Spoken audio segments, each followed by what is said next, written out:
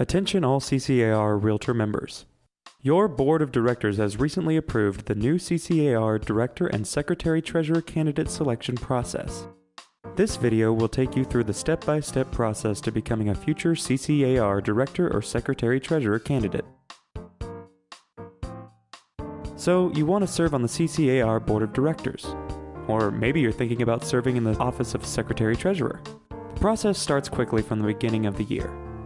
In order to be considered for a director spot or secretary treasurer for the next year, you must complete an application and send it to CCAR's CEO by the second Tuesday in March. After your application is received, the credentialing committee will review it to ensure that you meet the minimum requirements for the position in which you've applied. The credentialing committee will notify you by April 1st if you meet the necessary requirements to serve in the position. If you meet the minimum requirements necessary to serve as Director or Secretary-Treasurer, congratulations! Your next stop will be to interview in front of the nominating committee. Your interview will take place 2 days prior to the April Board of Directors meeting. Or, if the board does not meet in April, you will interview 2 days prior to the next scheduled meeting.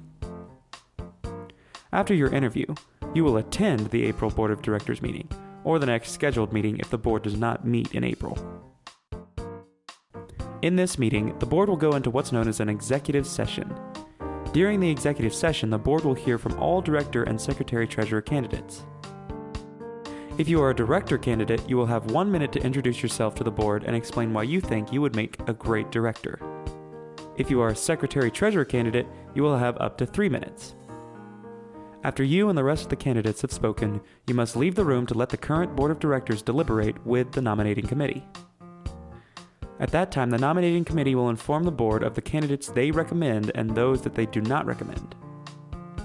Finally, the board members will take a vote through secret ballot for the directors and the secretary-treasurer who will serve in the upcoming year. Immediately following the vote, the board will adjourn its executive session and continue its meeting to discuss any other matters of business.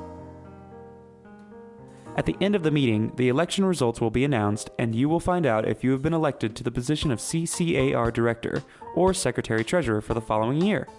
And that's it! We hope this explanation gives you a better understanding of the new election process.